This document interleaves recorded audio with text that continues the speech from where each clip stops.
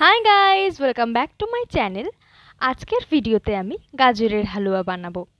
গাজরের হালুয়া বানাতে একটা কড়াই নেব এবং কড়াইটা একটু গরম হলে 1 চামচ মতো ঘি দিয়ে দেব। এরপরে কড়াইতে অল্প কাজু আর কিশমিশ দেব।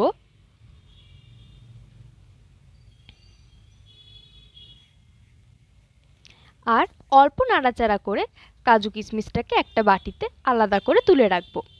এর ফলে কি হবে, কাজু কিশমিশের মধ্যে ঘিয়ের গন্ধটা সুন্দর করে ঢুকে যাবে।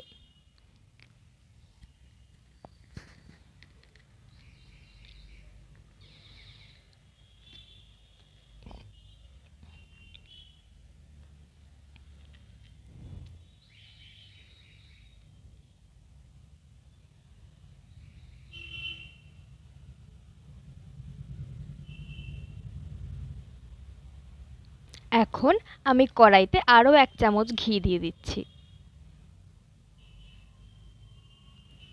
এরপর একটা তেজপাতা চিড়ে দিয়ে দেব এবং তেজপাতাটা ততক্ষণ পর্যন্ত নাড়ব যতক্ষণ না পর্যন্ত তেজপাতার একটা সুন্দর গন্ধ ভাসে।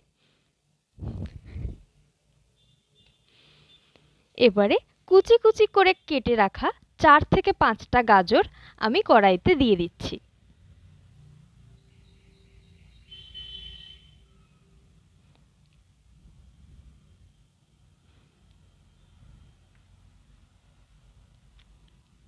এবার ভালো করে ঘিয়ের সঙ্গে গাজরটাকে নেড়ে চেড়ে নেব। ভালো করে নাড়তে হবে যতক্ষণ না পর্যন্ত গাজরটা পুরোপুরি ঘিতে কোটিং হয়ে যায় আর ভালোভাবে ভাজা ভাজা হয়ে যায়।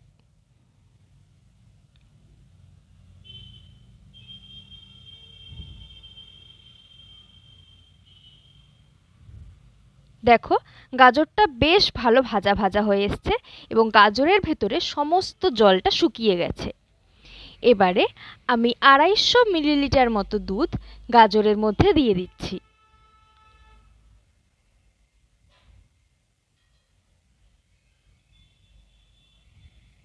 আড়াইশো মিলিলিটারের একটু বেশিই আছে দুধটা। এখন সরিয়ে রাখা কাজু কিশমিশগুলো আমি গাজরের হালুয়ার মধ্যে দিয়ে দিচ্ছি।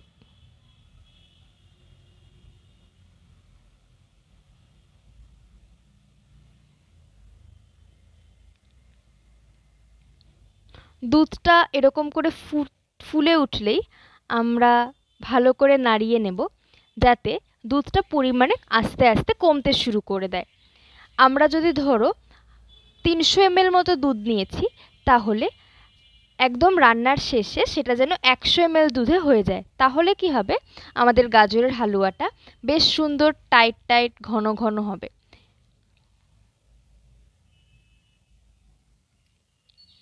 মোট কথা, দুধটাকে খাপাতে হবে এবং পুরো রান্নাটাকে অল্প আঁচে করতে হবে যাতে তলা জ্বলে না যায়। আর যাতে তলা জ্বলে না যায় তার জন্য খানিকক্ষণ বাদে বাদেই কড়াইয়ের তলাটা এবং সাইডটা নেড়ে নিতে হবে। এখন 4-5টা এলাচ কেটে সেই এলাচের দানাগুলো দিয়ে দিলাম গাজরের হালুয়ার মধ্যে আর ভালো করে আরও একবার নাড়িয়ে নিচ্ছি। এখন একটা গোটা প্যাকেট গুঁড়ো দুধ গাজরের হালুয়ার মধ্যে দিয়ে দিচ্ছি। এর ফলে গাজরের হালুয়াটা টেস্টি তো হয়, তার সঙ্গে বেশ টাইট হয়।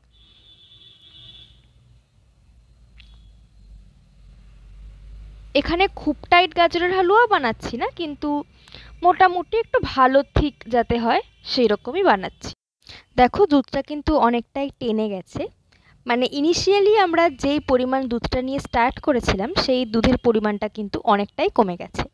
দেখো, গাজরগুলো বেশ ভালো সেদ্ধ হয়ে এসছে আর আমাদের গাজরের হালুয়াও কিন্তু রেডি। আর একটু নেড়েচেড়ে নিলেই তৈরি হয়ে যাবে আমাদের গাজরের হালুয়া। শীতকালে রুটি দিয়ে খাওয়ার জন্য বা শুধু শুধু খাওয়ার জন্য বেস্ট রেসিপি। গাজরের হালুয়া রেডি। সবাই মিলে বানান এবং কমেন্ট করে জানান কেমন লাগলো। Thanks for watching.